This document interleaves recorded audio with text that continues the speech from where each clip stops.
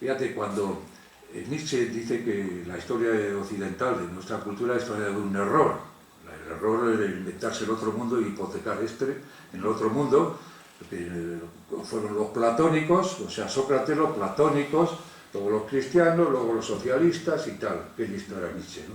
Cuando Marx estaba predicando la revolución, Nietzsche diciendo que él era un platónico, Marx un socialista, y que las revoluciones eran rebeliones de esclavos y que no iban a cambiar más, como dije antes, que un señor por otro. Bueno, lo que quiero decir, cuando Nietzsche habla de la historia de un error, habla desde Sócrates, desde fines del siglo V, y cuando Wittgenstein habla de destruir y de todo, y Heidegger también, que son dos nietzscheanos, los dos genios del siglo XX, de destruir toda nuestra historia, nuestra cultura, siempre hablan a partir de los presocráticos. Es que los presocráticos eran científicos, hombre. Claro, es que la filosofía empezó así. Es que los presocráticos es una maravilla. Date cuenta que son del principio del siglo VI y a fines del siglo VII estaba allí, ¿cómo se llamaba? Hesíodo, que ya la mitología de Hesíodo ya es respetable, pero estaba Eolo, que hacía así con los carrillos y levantaba tempestades. Pero luego llega un poco tiempo después Anaxímenes y dice que el peligro de todas las cosas es el aire. Hesíodo hablaba de Plutón, del dios del fuego y todo eso, pero Heráclito dice que el peligro de las cosas es el fuego. Es decir, los primeros los presocráticos hablan ya no del origen del mundo en forma de dioses y tal, sino en forma de principios naturales. Es verdad que el agua de Tales de Mileto, el aire de Anaxímenes, el fuego de Heráclito y el ápero de Anaximandro, bueno, es verdad que estaban un tanto divinizados todavía, pero ese era un paso maravilloso. Eso era una imagen del mundo diferente, efectivamente.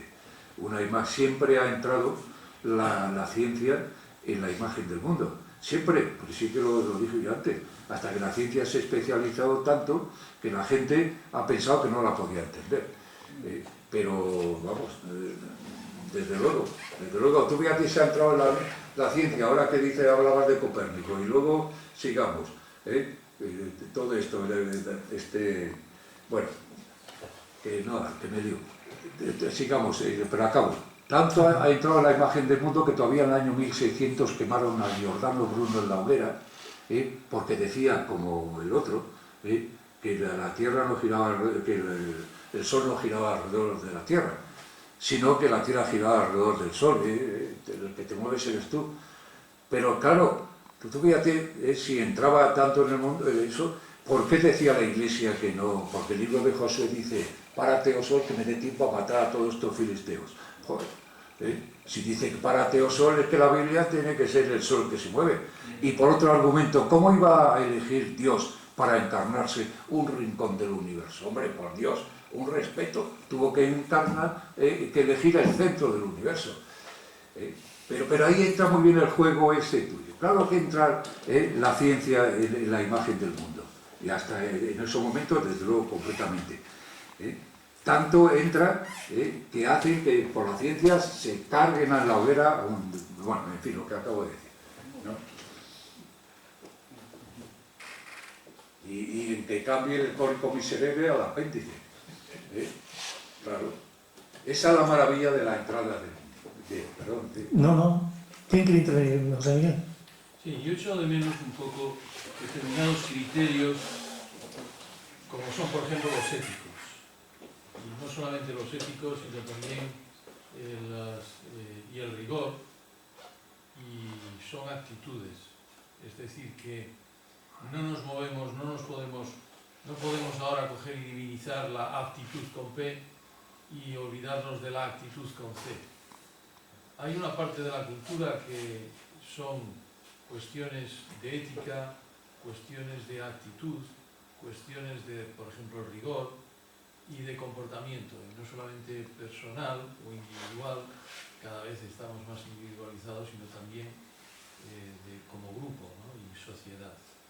Y eso yo creo que es muy importante hacerles ver que esa parte de la cultura, sobre todo a nuestros alumnos y a los jóvenes, ¿no? Que esa parte es una parte fundamental de la cultura sin la cual no podemos prescindir. Me alegro que se haya puesto a colación el caso de Turing, donde efectivamente una sociedad teóricamente avanzada, culta, inteligente, pues se carga a su mayor benefactor durante el siglo XX, sobre todo tanto en la guerra como después en lo que ha dado lugar las ideas de la máquina de Turing. Se carga a este hombre de una manera directa o indirecta, porque probablemente fue el MI5 o el MI6 el que le metió el veneno en la manzana, o a lo mejor, aunque fuera él, lo hizo sufrir tanto que directa o indirectamente se lo cargaba. Y esto es algo terrible, ¿no? Es algo, es decir, te cargas la ciencia. Dostoyevsky, por ejemplo, en su epitafio ¿sabéis? En el cementerio de San Petersburgo, su epitafio dice: solo la belleza puede salvar el mundo. Es decir, que aunque me alegro que hayas insistido en que el arte también forma parte de la cultura hoy en día de manera esencial, no podemos vivir sin los colores, sin la música, sin la pintura. Esta vida no tendría ningún sentido, y es imposible vivir también sin la poesía, sin el lenguaje, etcétera, porque, como decía el gran escritor español Juan Benet, aunque no lo lee casi nadie, cuidado con las palabras, que una palabra es una idea, de manera que sin la gramática, sin la literatura, sin la poesía, sin determinadas actitudes éticas de comportamiento individual y humano. Un maestro mío, extraordinario cirujano, estábamos operando un día dos residentes, otro y yo, y le estaba advirtiendo: va a entrar el jefe y nos va a echar una bronca. Y claro, efectivamente entró y dijo una frase que él la decía muy pocas veces, pero que era muy buena: os permito que en el quirófano seáis imbéciles, incluso malvados, pero no incompetentes. De ninguna manera. Quiero decir que hay para determinadas situaciones, para determinados comportamientos, unos métodos, unos principios y unas actitudes que también forman parte de la cultura, sin la cual no somos nada ni nadie. Y no vamos a ningún lado, no vamos a ningún lado salvo al desastre, en todo caso, si los olvidamos. O sea que yo lo que quería era insistir en este aspecto, que va íntimamente ligado, por ejemplo, el rigor al desarrollo de la ciencia, porque os puedo decir, al menos desde luego en medicina, que de vez en cuando, con demasiada frecuencia, sale a la luz pues auténticos falsedades, ¿no? Que sin embargo pues han sido alimentadas y sobre las cuales se ha puesto una cantidad ingente de dinero, es decir, falseadores, ¿no? Y me imagino que en otros aspectos de la ciencia pues ocurre también lo mismo. Nada más, muchas gracias por tu conferencia y por tus esfuerzos, que me parece que han sido evidentes para tratar de convencernos de algo que es de agradecer. Así que muchas gracias. No, gracias a ti por tu pregunta. No tengo nada que responder, o sea que me parece bien. No se puede vivir sin música, sin belleza, sin literatura. Lo único que, bueno, ¿por qué es imposible vivir? Hay que preguntárselo, ¿no? Yo he hablado de lo que decían los filósofos, hay que preguntárselo, por el miedo a la muerte, ¿por qué? ¿No? La gente, de hecho la gente joven vive así ahora. ¿Será necesario saber? Es que la cultura es muy útil, es extraordinariamente útil. ¿Como consuelo? No, ¿Cómo qué? Mira, yo una vez me preguntaba, yo tuve una guerra enorme con una institución y la he tenido con dos, porque hace poco en una conferencia que me invitaron a dar en Bilbao, un colega me empezó a presentar que si los trabajos, que si tal y cual. Yo de lo que estoy más orgulloso, no digo que no estoy orgulloso de lo útil que yo haya podido ser con mis pacientes, de mis trabajos científicos, de lo que yo he podido enseñar, pero de lo que yo estoy realmente orgulloso es de mis experiencias. Fui expedientado como estudiante por Franco, de lo cual estoy extraordinariamente orgulloso. Fui después expedientado por el sistema sanitario público, por no querer obedecer determinadas salvajadas y estupideces. Y he sido expedientado por un rector porque nos querían cerrar en una valla, ¿verdad?, la facultad y dejarnos allí sin salir hasta que se le ocurriera al señor decano o vicedecano, no me acuerdo, me parece que era vicedecano. Quiero decir, y este es un principio, es decir, tienes que, es una cuestión de actitud, tienes que rebelarte frente a estupideces. No puede coger un señor director, enviar un papelillo diciendo que el que llega a urgencias sin cartilla, pues no tiene derecho a ser atendido, ¿no? Porque claro, pues tienes que ir al despacho, entrar sin llamar, por supuesto, romperle la orden y decirle, si no lo has entendido me lo preguntas. Pero no podemos decirle a nuestros alumnos y a nuestros jóvenes, no podéis tirar para adelante con una información simplemente de cuestiones científicas que os atañen, sin tener en cuenta principios que son sociales y principios que son éticos, ¿no? Y la rebelión tiene que todavía existir. Tienes que rebelarte tú mismo todos los días. Si nuestro corazón es fascista y si no luchamos contra él todos los días, caemos en el fascismo continuamente. De manera que hay cuestiones. Yo en mis guerras las he ganado, afortunadamente por ahora, pero las he ganado por mi cultura, exclusivamente, no frente a una caterva de abogados y de toda serie de poderes, ¿verdad?, administrativos. La cultura es extraordinariamente útil, es muy útil. La seguridad que te da el haber tenido, por ejemplo, un principio fundamental que es la humildad. Es imposible progresar sin la humildad. La soberbia es lo que te paraliza y la humildad es lo que te hace reconocer que no has dado solución a las cosas y es un principio metodológico casi. Y estas cosas forman parte de lo llamado humanismo y no es verdad, son extraordinariamente útiles. La humildad es utilísima, es extraordinariamente útil en tu actividad no solamente práctica profesional, sino también en la investigación y en todo lo demás. Incluso estoy convencido, un poeta cuando hace un poema, como no sea humilde, lo deja a medio hacer y es de mucha peor calidad. Esto es lo que quiero transmitir, que es muy útil determinadas actitudes éticas, principios, y esto debe formar parte de la cultura de un pueblo. Y en ello creo que es muy importante que insistamos. No me estoy extendiendo, lo siento mucho. Sí, perfectamente, pero tú mismo estás diciendo que te han represaliado, que había gente diferente que te... ellos a lo mejor también pensaban que tenían su ética y que eran cultos también, y que tenían sus principios. Ese es el problema. ¿Dónde se fundamenta la ética? La ética, lo bueno era lo que Dios mandaba y lo malo, la ética se fundamenta siempre en una autoridad. Tú pareces decir, y con razón, y cada uno piensa lo que quiera, que la ética se fundamenta en una cultura, en un ser cultivado, que efectivamente la modestia, la humildad en vez de la arrogancia, pero por ejemplo Nietzsche favorecía la arrogancia, Sloterdijk hoy día quiere volver a los valores fuertes, de amor a sí mismo, de arrogancia, porque esos valores de humildad y eso los consideran cristianos. Quiero decir, que de acuerdo, totalmente de acuerdo contigo y además mucha simpatía por lo que te pasó con Franco y todos esos rollos que yo conozco bien también, ¿no? Pero que es muy difícil hablar de ética porque hay que fundamentarla en algo y hoy día los fundamentos no existen. Las actitudes de bonomía, es verdad, pero es que ahora tampoco son previsibles por lo que vemos en nuestros propios alumnos y eso, que dependen de la cultura, pues sí, pero que los filósofos, mira, cuando a Sartre le preguntaban a los alumnos, a los que hablaban de eso, ¿y qué hacemos?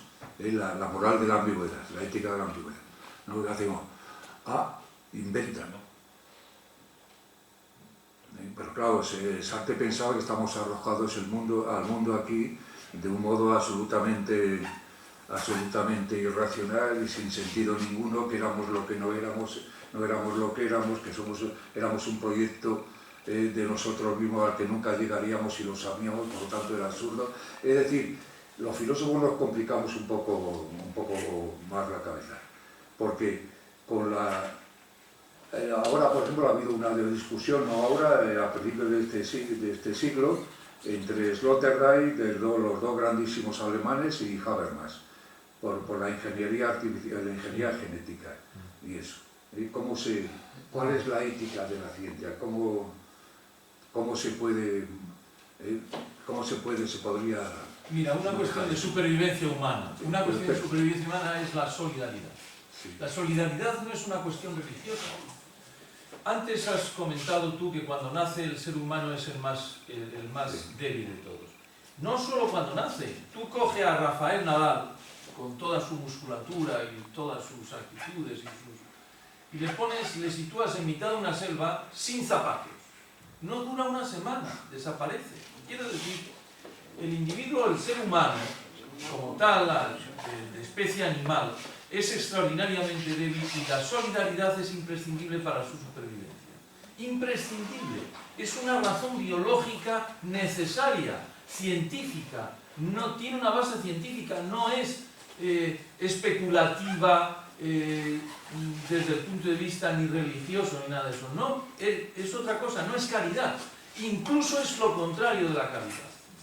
Mientras que la caridad es aquella que ejerce, la ayuda que ejerce el poderoso para seguir siendo reconocido como el poderoso, el que tiene y el que dispensa, y el que necesariamente se le tiene que agradecer porque eso era suyo, está la solidaridad como mecanismo naturalmente básico, biológico, necesario para que una especie sobreviva.